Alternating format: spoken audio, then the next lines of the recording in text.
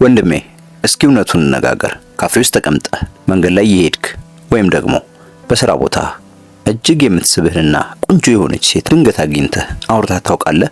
ወይስ እንደ አብዛኞቹ ወንዶች አይን አይኗን እያየህ በውስጥ የምታወራውን ስታብሰለስል ቆይተህ በመጨረሻም ምንም ሳትናገር እድሉ አምልጦ በቁጭት ተመልሰሃል? ከሴት ጋር ለማውራት ስትቀርብ እጅህን የማላብ የልብህ ምት የመፍጠን ድምጽህ የመንቀጥቀጥና ድንገት አእምሮህ ባዶ የመሆን ስሜት ከተሰማህ ይህ ያንተ ብቻ ችግር አይደለም። በባህላችንና በአስተዳደጋችን ሴቶችም ሆኑ ወንዶች ከልጅነታቸው ጀምሮ እፍረትና ጨዋነት ትልቅ ቦታ የሚሰጣቸው ሴቶች እንደመሆናቸው መጠን በወንዶች ዘንድ የሚፈጠረው የማህበራዊ ግንኙነት ፍርሃት ከሌላው ዓለም ይልቅ ጠንከር ብሎ ይታያል። አብዛኛው ወንድ ይህ የሚሆነው እኔ ደካማ ስለሆንኩ ወይም በራስ መተማመን ስለሌለኝ ነው ብሎ ራሱን ይወቅሳል። ነገር ግን በኒውሮ ሳይንስና በኮግኒቲቭ ስነ ልቦና ጥናቶች መሰረት አእምሮህ አዲስና ያልተለመዱ ማህበራዊ አጋጣሚዎች ውስጥ ሲገባ ራሱን ከመገለልና ውድቅ ከመደረግ ለመጠበቅ የሚከፍተው ተፈጥሯዊ የመከላከል ስልት እንጂ ያንተ ድክመት አለመሆኑ ማወቅ ይኖርብሃል። ዛሬ በዚህ ቪዲዮ በሳይንሳዊ ንድፈ ሐሳቦች የተረጋገጡ እና ከኛ ማህበራዊ ህይወት ጋር የሚሄዱ 7 ጥልቅ የስነ ልቦና ህጎች እናያለን። እነዚህ ህጎች በሴቶች ፊት የሚሰማህን ስውር ፍርሃት ሰብረው ተፈጥሯዊና ማግኔቲክ የሆነ የወንድነት በራስ መተማመን እንድትገነባ የሚረዱ ናቸው። ማስታወሻን ያዝና አዳምጠኝ፣ ምክንያቱም ከዚህ ቪዲዮ በኋላ የሴቶች እይታና የራስህ አስተሳሰብ ሙሉ በሙሉ ይቀየራል። የመጀመሪያውና ዋናው ህግ በአእምሮ ውስጥ የሐሰት ታሪኮችን መፈብረክ ማቆም ነው። ብዙ ወንዶች ከአንዲት ሴት ጋር ሳይነጋገሩና የመጀመሪያውን እርምጃ ሳይወስዱ አስቀድመው በውስጣቸው አስፈሪ ታሪኮችን ይጽፋሉ። እኔ ለሷ አልመጥናትም፣ ብቀርባት ታዋርደኛለች፣ ሰዎች ሁሉ በእኔ ይስቁብኛል፣ ምን ብዬ እንደምጀምር አላውቅም የሚሉ ፍርሃቶች በውስጣቸው ይነግሳሉ። በኮግኒቲቭ ቢሄቪየራል ስነልቦና ይህ አስተሳሰብ ካታስትሮፋይዚንግ ወይም ደግሞ አሉታዊ ነገሮችን አጋኖ ማሰብ እና ስፖትላይት ኢፌክት ይባላል። ስፖትላይት ኢፌክት ማለት በአንድ ማህበራዊ አጋጣሚ ውስጥ ስንገኝ በቦታው ያሉ ሰዎች ሁሉ ትኩረታቸውን በእኛ ላይ አድርገው ስህተታችንን ብቻ የሚከታተሉ የሚመስለን የስነ ልቦና ህሊናዊ ቅዠት ነው። እውነታው ግን እያንዳንዱ ሰው በራሱ ጭንቀትና ህይወት ውስጥ የተጠመደ መሆኑን አለመገንዘባችን ነው። እስኪያስበው ከሷ ጋር ሳትገናኝና ሳታወራት ውጤቱን አስቀድመ እኔ አልሆናትም ብለህ ከወሰንክ ጨዋታውን ሳትጀምር እጅ ሰጠህ ማለት ነው። ስለዚህ ከዚህ ጊዜ በኋላ ከአንዲት ሴት ጋር ማውራት ስትፈልግ ስለ መጪው ጊዜ ወይም ከሷ ጋር ስለሚኖርህ ንግግር አስቀድመ የጨለማ ትንቢት አትናገር። እሷም ልክ እንዳንተ ፍርሃት፣ ጭንቀት፣ ስህተትና ድክመት ያለባት ተራ የሰው ልጅ መሆኗን አትዘንጋ። እናም ልክ እህትህ፣ ያጎትህ ልጅ ወይም ኖርማል ጓደኛህ እንደሆነች አድርገህ አስብ። ምክንያቱም ነባራዊው እውነታ እሷም ተራ የሰው ልጅና ማንኛውም ሌላው ሰው የሚገጥመው ነገር እሷንም እንደሚገጥማት ማሰብ ይኖርብሃል። ሁለተኛው ህግ የሰውነትን ባዮሎጂካል ንቅናቄ በአዲስ መንገድ መተርጎም ይባላል።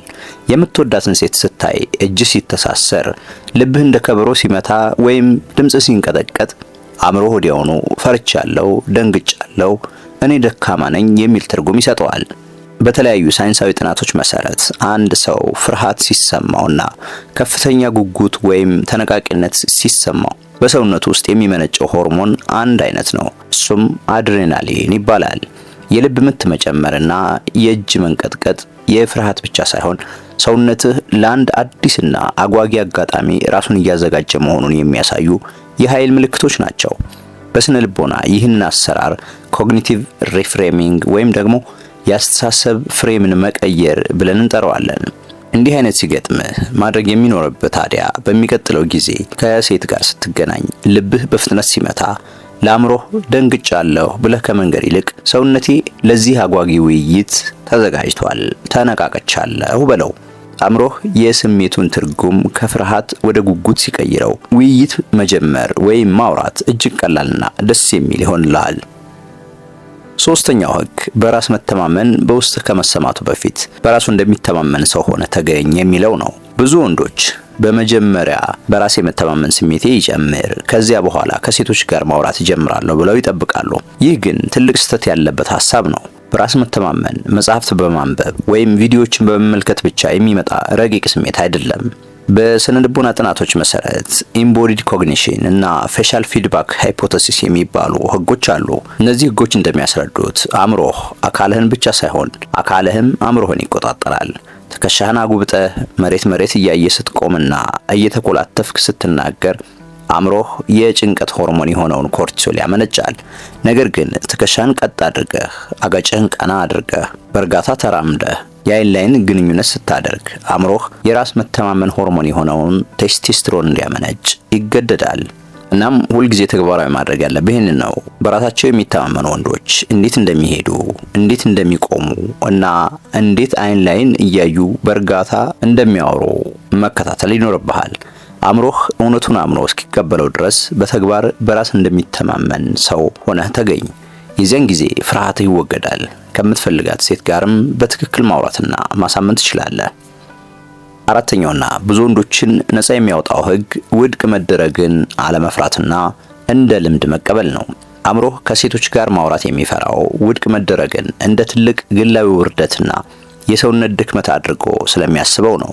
ነገር ግን እውነታውን ልንገርህ፣ አንዲት ሴት አይሆንም ብትልህ ወይም ፍላጎት ባታሳይ ምክንያቱ መጥፎ ቀን አሳልፋ ሊሆን ስለሚችል፣ በፍቅር ግንኙነት ውስጥ ልትሆን ስለምትችል ወይም ደግሞ ለግንኙነት ዝግጁ ላትሆን ስለምትችል ይሆናል።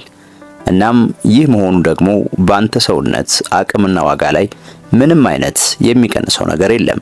በባህሪ ስነ ልቦና ህክምና ጥናት መሰረት ሲስተማቲክ ዲሰንሲታይዜሽን ወይም ደግሞ ኤክስፖዠር ቴራፒ፣ ይህም ማለት ፍርሃትን ከተደጋጋሚ ንክኪ በኋላ መለማመድ የሚባል ረቀቅ ያለ አሰራር አለ። ፍርሃትን ፊት ለፊት በገጠምከው ቁጥር አእምሮህ ያንን ሁኔታ እንደ አደጋ ማየቱን ያቆማል፣ ይለማመደዋል ማለት ነው። እናም በየቀኑ ከተለያዩ ሰዎች ጋር በመንገድ ላይ፣ ሱቅ ውስጥ፣ በስራ ቦታ ወይም በሌሎች ቦታዎች ትንንሽ ሰላምታዎችን መለዋወጥን ልምድህ አድርገው። ይህንን በተለማመድከው ቁጥር የትኛዋንም ሴት ሰላም ማለት ቀርቦ የማናገርና ከሷ ጋር የማውራት ሁኔታን እያሻሻልክና ከአዳዲስ ሰዎች ጋር በድንገትም ቢሆን ያለ ፍርሃት የማውራት ሁኔታ እየተለወጠ ይመጣል። ሁልጊዜም ማስታወስ ያለብህ ነገር ቢኖር ግን በራሳቸው የሚተማመኑ ወንዶች ውድቅ ተደርገው የማያውቁ ሳይሆኑ ከብዙ ልምምድ በኋላ ውድቅ መደረግን መፍራት ያቆሙ ወንዶች መሆናቸውን ነው።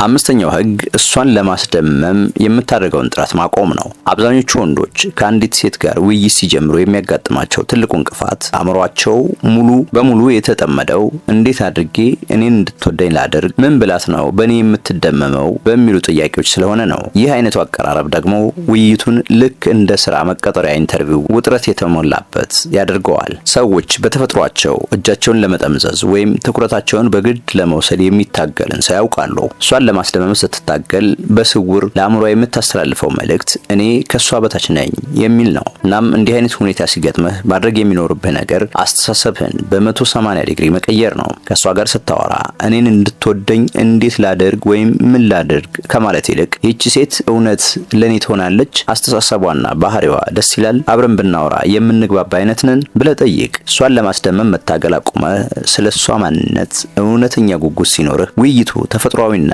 ማግኔቲክ ይሆናል። ሁለታችሁም ሳታስቡት የሞቀ ወሬና በመግባባት ላይ የተመሰረተ ስለሚሆን ለረጅም ጊዜ የሚተዋወቁ አይነት ሰዎች ትሆናላችሁ።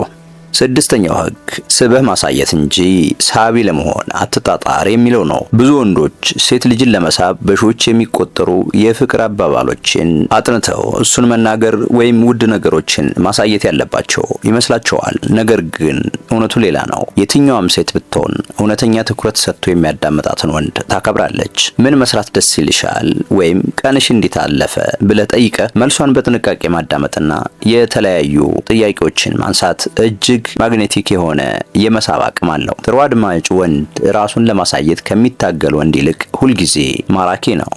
ሰባተኛውና የመጨረሻው ህግ ከእያንዳንዱ አጭር ውይይት ትልቅ ውጤት መጠበቅ እንደማይኖርብህ ማወቅ ነው። ብዙ ወንዶች የሚደናገጡት በአንድ ውይይት ላይ ከመጠን በላይ ጫና ስለሚያስቀምጡ ነው። ከአንዲት ሴት ጋር ሲነጋገሩ ወዲያውኑ ስልክ ቁጥሯን ማግኘት፣ እሷ እንድትወዳቸው ማድረግና ሁሉም ነገር ፍጹም ሆኖ እንዲሄድ ይፈልጋሉ። አንዳንድ ጊዜ ለአንዲት ሴት ሰላም፣ መልካም ቀን ይሁንልሽ ወይም ሰላም፣ ደስ የሚል ፈገግታለሽ ብሎ ማለፍ ብቻ ለዚያ ቀን በቂ እንደሆነ መረዳት ይኖርብሃል። ይሆናል። ከንግግሩ የምትጠብቀው ነገር አነስተኛ በሆነ ቁጥር አእምሮህ የበለጠ ዘና ይላል። ዘና ስትል ደግሞ ሰዎች በአንተ አካባቢ ነፃነት ይሰማቸዋል። ስለዚህም ይህንን ሁልጊዜ በመለማመድ ከዛ በኋላ በሚቀጥለው ቀን የምትፈልገውን ወሬ የማውራትና ከሷ ጋር በቀላሉ የመግባባት ሁኔታህን ታሻሽላለህ። ወንድሜ ማፈርና መፍራት የተፈጥሮ አካል ናቸው። ነገር ግን በህይወትህና በፍላጎትህ ላይ እንዲሰለጥኑ መፍቀድ በፍጹም የለብህም። እነዚህን 7 ሳይንሳዊና የስነ ልቦና ህጎች በተግባር ላይ በመዋል አዲስ ጠንካራና የማይበገር በራስ መተማመን መገንባት ትችላለህ። ይህ ቪዲዮ አዲስ እውቀትና ጥንካሬ ሰጥቶኛል ብለህ ካመንክ ላይክ ማድረጉ እንዳትረሳ። ለቅርብ ጓደኞችም ሼር አድርግላቸው። ከነዚህ 7 ህጎች ውስጥ አንተን በብዛት የሚያስቸግርህ ወይም ዛሬ መተግበር የምትጀምረው የትኛውን ነው? በአስተያየት መስጫው ላይ ንገረኝ። ለተጨማሪ የስነ ልቦና የግንኙነትና የንቃት ትምህርቶች ቻናላችንን ሰብስክራይብ ማድረጋችሁ እንዳትረሱ። በሚቀጥለው ቪዲዮ በሌላ ርዕስ እስከምንገናኝ ድረስ ሰላም።